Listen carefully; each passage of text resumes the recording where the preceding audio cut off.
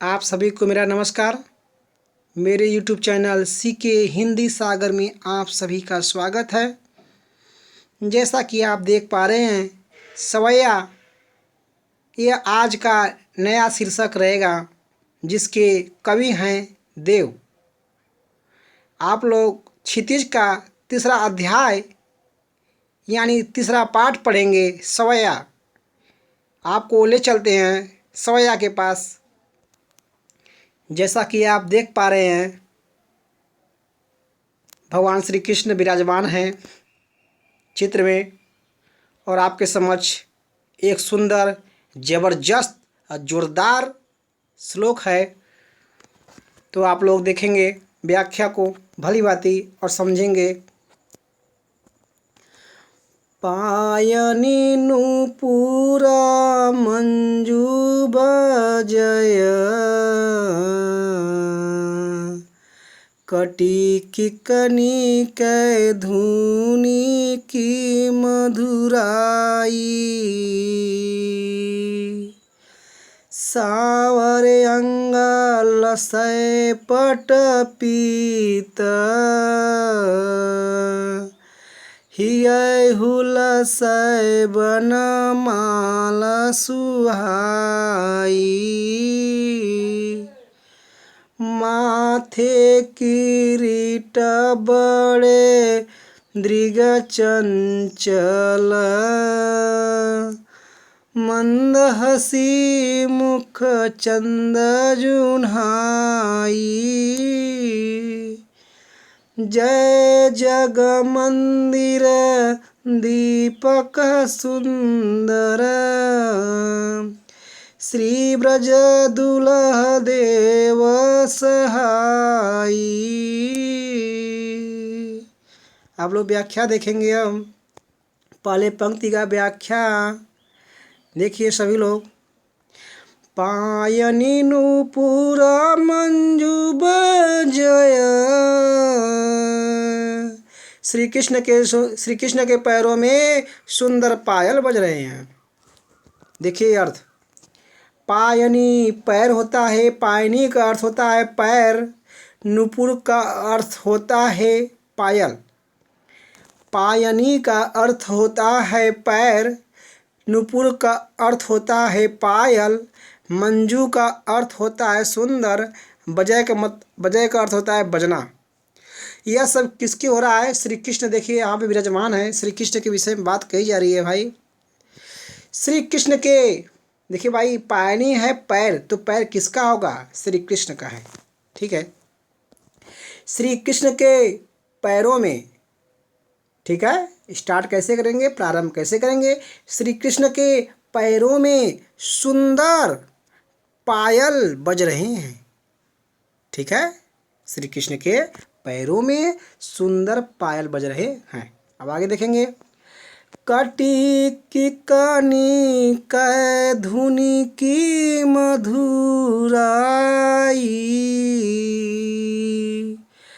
कमर में उनके और उनके कमर में और उनके कमर में करधनी से और उनके कमर से, यहाँ से लगा देंगे, और उनके कमर से करधनी की मधुर आवाज़ आ रही है।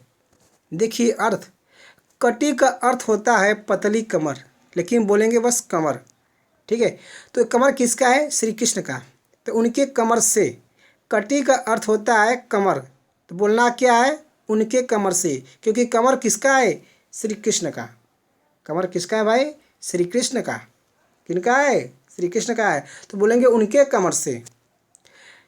ककनी किकनी है, किकनी का अर्थ होता है करधनी, किकनी का है मतलब करधनी की। ठीक है, आगे देखेंगे। धुनी की मधुराई, मधुराई मतलब क्या होता है? मधुर। धुनी मतलब क्या होता है? आवाज़। तो मधुर आवाज़ लगा देंगे, आ रही है। व्याख्या हम कैसे बोलेंगे? और उनके कमर से, ठीक है, इतना आप लोग समझ गए। और उनके कमर से करधनी की, ठीक है, और उनके कमर से करधनी की मधुर आवाज़ आ रही है। अब आप लोग व्याख्या देख लेंगे मिला के।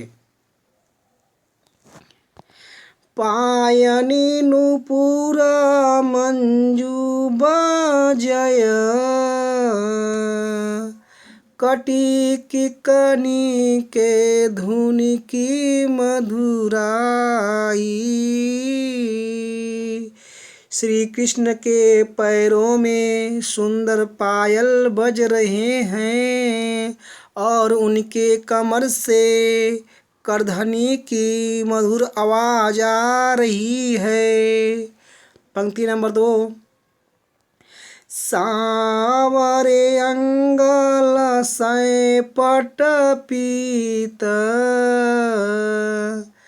हिय हुलसै बनमाल सुहाई। उनके सांवले शरीर पर, उनके किनके, कन्हैया के, श्री कृष्ण के सांवरे अंग यानी सांवले शरीर, तो किनके, इनके, तो उनके सांवले शरीर पर, ठीक है, पीला वस्त्र सुशोभित हो रहा है। ठीक है, देखिए अर्थ भाई, सांवरे अंग, सांवले शरीर पर श्री कृष्ण का शरीर कैसा है? सांवला। पीत का अर्थ होता है पीला, क्या होता है? पीला। पट का अर्थ होता है वस्त्र, पीला वस्त्र। लसय का अर्थ होता है सुशोभित होना। ठीक है, तो किसका? श्री कृष्ण के। श्री कृष्ण के सांवले शरीर पर पीला वस्त्र सुशोभित हो रहा है। अब आगे देखेंगे। हिय हुलसै बनमाल सुहाई, और उनके हृदय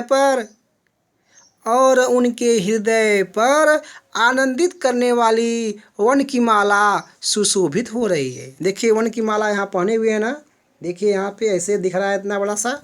ठीक है, देखिए अर्थ। हिया का अर्थ होता है हृदय, जो सबके पास होता है। हुलसय का अर्थ क्या होता है? आनंदित। व्याख्या में बोलेंगे आनंदित करने वाली। वनमाला, वन की माला, वन की माला। सुहाई मतलब सोहना, यानी अच्छा लगना, यानी सुशोभित होना। अब हृदय किसका है? श्री कृष्ण का है, तो बोलेंगे उनके हृदय पर।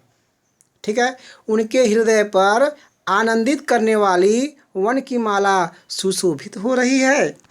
ठीक है, व्याख्या देख लेंगे फिर से मिला के। सांवरे अंगाल सै पट पीत हिय हुलसै बनमाल सुहाई। उनके सांवले शरीर पर पीला वस्त्र सुंदर लग रहा है और उनके हृदय पर आनंदित करने वाली वन की माला सुशोभित हो रही है। अब आगे देखेंगे पंक्ति में। माथे किरीट बड़े दृग चंचल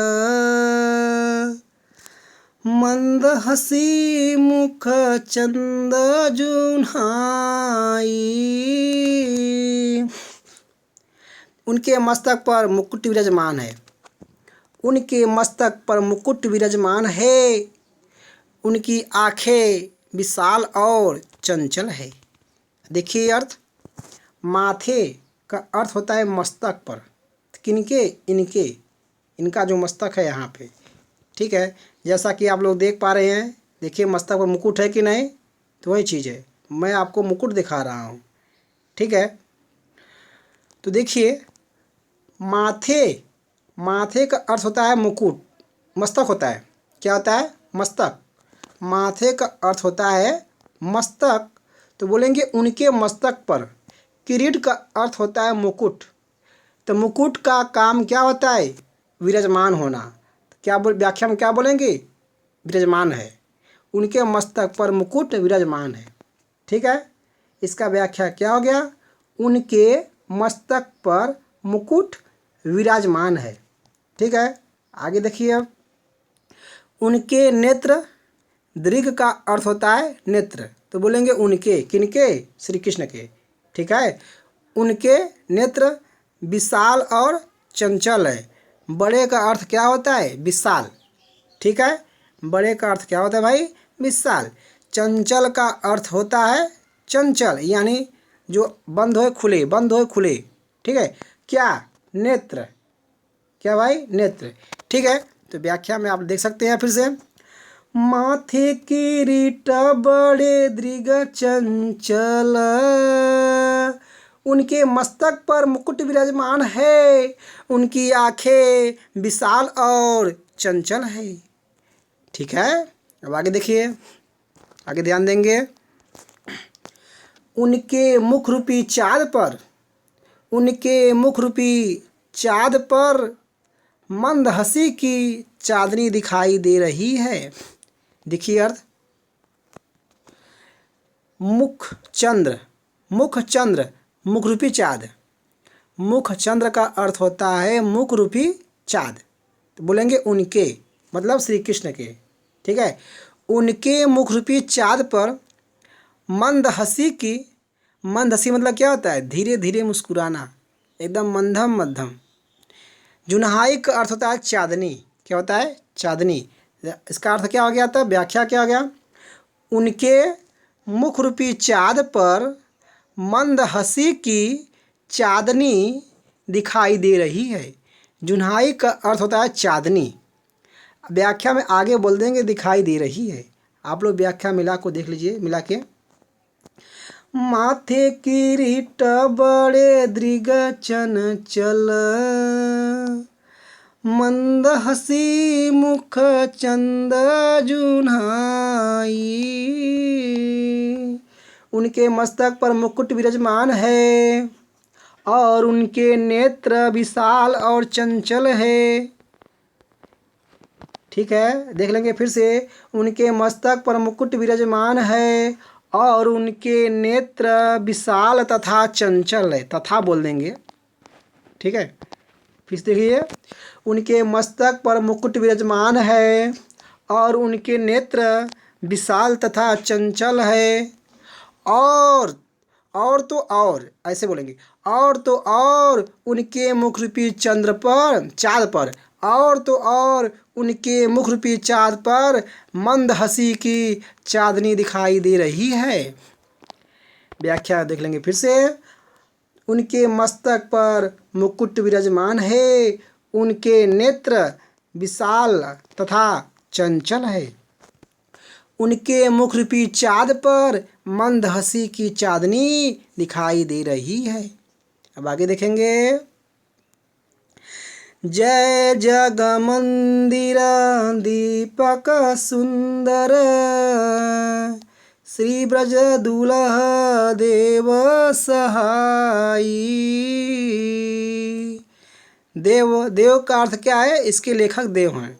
ठीक है, देव कह रहे हैं कि, देव कह रहे हैं कि जिस प्रकार, जय मतलब जिस प्रकार, देव कह रहे हैं कि जिस प्रकार जग रूपी मंदिर, जग रूपी मंदिर दीपक से सुंदर लगता है, उसी प्रकार श्री कृष्ण ब्रज में दूल्हे के समान सुंदर लग रहे हैं। ठीक है, देखिए यार सभी लोग। देव, एक कवि देव हैं। कवि का नाम क्या है भाई? देव। ठीक है, जय का अर्थ होता है जिस प्रकार। जग मंदिर, जग रूपी मंदिर, जग मंदिर, जग रूपी मंदिर, दीपक सुंदर, तो इसका बोलेंगे कैसे? जिस प्रकार जग रूपी मंदिर दीपक से सुंदर लगता है, लगता है आगे जोड़ देंगे। ठीक है, यहाँ देख लेंगे फिर से। जिस प्रकार जग रूपी मंदिर दीपक से सुंदर लगता है, उसी प्रकार, उसी प्रकार, श्री मतलब श्री कृष्ण, उसी प्रकार श्री कृष्ण ब्रज में दूल्हा, दूल्हे के समान। ठीक है, उसी प्रकार श्री कृष्ण ब्रज में दूल्हे के समान जोड़े हैं, के समान सुंदर लगते हैं। सहायक का अर्थ होता है सहायक, तो व्याख्या भाव के अनुसार होगा। अब मिला के देख लेंगे आप लोग फिर से। जय जग मंदिर दीपक सुंदर, श्री ब्रज दूल्हा देव सहाई। कवि देव कह रहे हैं कि जिस प्रकार जग रूपी मंदिर दीपक से सुंदर लगता है, उसी प्रकार श्री कृष्ण ब्रज में दूल्हे के समान सुंदर लग रहे हैं। आप लोग व्याख्या को दोहराइए और हम भी आप लोगों को और हम भी आप लोगों का दोहरा दे रहे हैं अच्छे से। आप लोग भी अच्छे से अपना काम कर लेंगे। व्याख्या सब लोग देखेंगे केवल।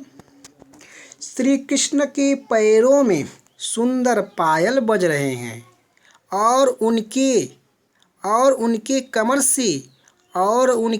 से करधनी की मधुर आवाज़ आ रही है। श्री कृष्ण के सावले शरीर पर पीला वस्त्र सुशोभित हो रहा है और उनके हृदय पर आनंदित करने वाली वन की माला सुशोभित हो रही है।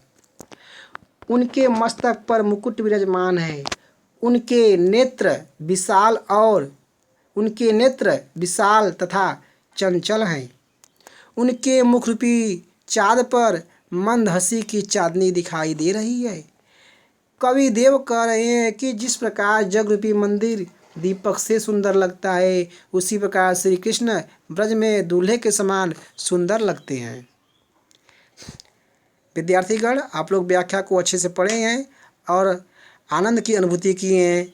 हम उम्मीद कर रहे हैं कि आप लोगों को आया होगा और आप लोग इस पद्य का व्याख्या अगर लिख लेंगे तो आप लोग कभी इसे भूल नहीं पाएंगे। ठीक है, जल्द ही मिलेंगे आप लोगों के साथ अगले वीडियो में। तब तक के लिए धन्यवाद।